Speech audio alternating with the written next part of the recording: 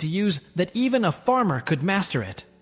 Yet, despite its fearsome reputation, this weapon that once ruled the battlefield eventually vanished from European armies.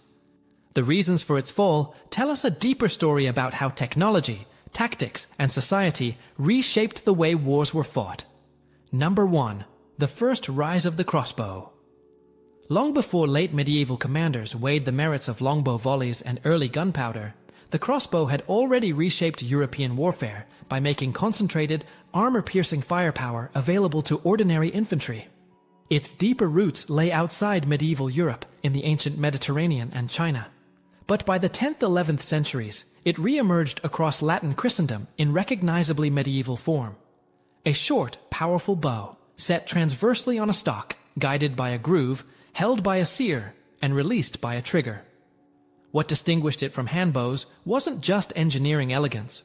It was the way mechanical leverage replaced lifelong conditioning. Spanning tools. First simple stirrups and belt hooks, then levers like the goat's foot, gaffle, and eventually cranks and windlasses. Let a modestly trained recruit launch a dense quarrel with energy rivaling that of elite archers. The tactical payoff was immediate. Crossbowmen stationed behind mantlets or city walls could punish cavalry attempting to close, and urban militias across Italy and Flanders integrated organized corps of specialists who worked in teams. One bearing the pavis shield, another spanning, the shooter concentrating on aim. In sieges, purpose-cut loopholes and cross-shaped slits multiplied protected firing positions, turning curtain walls into dense lattices of killing zones, and forcing besiegers to invest heavily in cover, trenches, and artillery screens. On campaign, mercenary formations from maritime communes like Genoa set a continental standard. Disciplined crews, standardized gear, and practiced drill that offset a slower individual rate of fire by coordinated overlapping bursts. Armor development kept pace, but the crossbow's concentrated energy at short and medium ranges meant even well-equipped men-at-arms risked incapacitation from a heavy bolt, forcing tactical adaptations such as dismounted advances under cover and combined arm screens with spears and shields. Ecclesiastical authorities grasped the social shock early. A famous canon from the Second Lateran Council condemned the murderous art of missile troops against fellow Christians, not because the device was novel, but because it undercut the traditional bargain of chivalric warfare by empowering common soldiers to neutralize elite cavalry at distance. Material culture mirrored the shift. Municipalities contracted bowyers and mechanism makers, stockpiled quarrels by the thousand, and codified maintenance routines for strings, nuts, and triggers. The technology itself diversified composite prods for efficiency, steel bows for durability, craniquins for extreme draw weights, pushing the platform toward greater penetrating power while standardizing manufacture. In the 12th and 13th centuries, this system peaked as a practical solution to three enduring problems of medieval operations: rapidly fielding competent missile troops, defending fixed positions with minimal exposure, and delivering decisive shocks against armored targets early in an engagement. That combination explains why the crossbow rose so fast.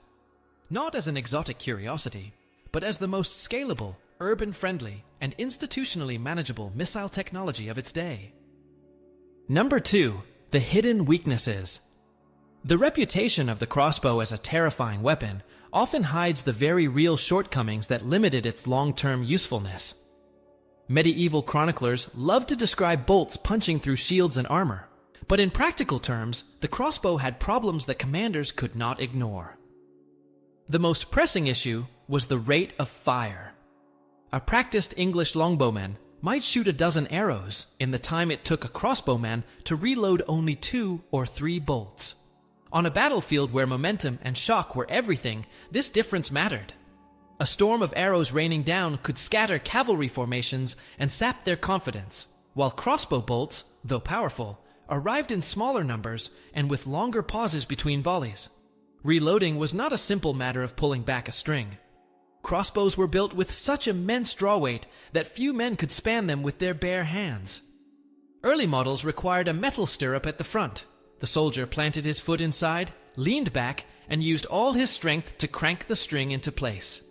As bows became stronger, soldiers needed additional tools like the goat's foot lever, or the heavy windlass with gears and pulleys. Each shot demanded time, effort, and concentration. During that pause, the crossbowman was highly exposed. To counter this vulnerability, units developed a two-man system. One man wielded the crossbow, while another carried a large wooden shield called a pavasse, planting it in the ground to provide cover. This meant more soldiers were needed for each weapon, and mobility suffered as units dragged heavy shields across muddy battlefields. Cost was another constant drawback. Constructing a longbow required skilled bowyers and access to yew wood, but once trained, archers could craft or repair arrows in bulk with local materials. A crossbow, by contrast, needed metal components carefully forged and fitted. The bolts were shorter and heavier, requiring blacksmithing expertise. Supplying thousands of bolts for a campaign put extra strain on logistics, especially when campaigns dragged on for months. Maintaining the crossbows was another challenge. Their strings frayed faster under the strain of heavy draw weights, and the steel prods, though powerful, could warp or snap if poorly forged. These weaknesses meant crossbows thrived best in static defenses, especially in castle warfare. A defender behind a battlement could take his time to reload, protected by stone walls or a pavis, then release a deadly bolt at attackers trying to scale the walls. In open battles, however, the slow reload speed became a liability. Without heavy support from pikemen or cavalry, crossbowmen could be overrun before they had a chance to fire a second shot. This imbalance began to limit the crossbow's role in large campaigns. As armies grew bigger, and as tactics shifted toward massed maneuvers and rapid missile fire, the crossbow could no longer dominate. Its reputation for lethality was secure, but the cracks in its design and its logistical demands foreshadowed the arrival of new technologies that would ultimately push it aside. Number 3. The glory of the longbow. The longbow became the backbone of English and Welsh field armies because it delivered continuous, coordinated fire at a tempo that reshaped medieval tactics. A trained archer could sustain rapid volleys that disrupted cavalry rhythm, pinned advancing infantry, and forced commanders to attack on unfavorable terms. Unlike the crossbow's stop-start cadence, massed longbows produced a rolling barrage, loosed in units by captains, that kept pressure on targets, while neighboring ranks knocked and drew, creating a near-constant curtain of shafts. This mattered most in open battles, where momentum decided outcomes. Horses balked under dense fire, men-at-arms lost alignment, and attacks that required tight formation dissolved before contact.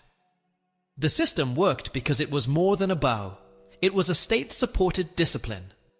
Archery practice was mandated and culturally normalized, so recruits arrived with years of muscle memory and the physical conditioning to draw heavy bows repeatedly without falling off pace. Commanders then layered organization on top of that skill.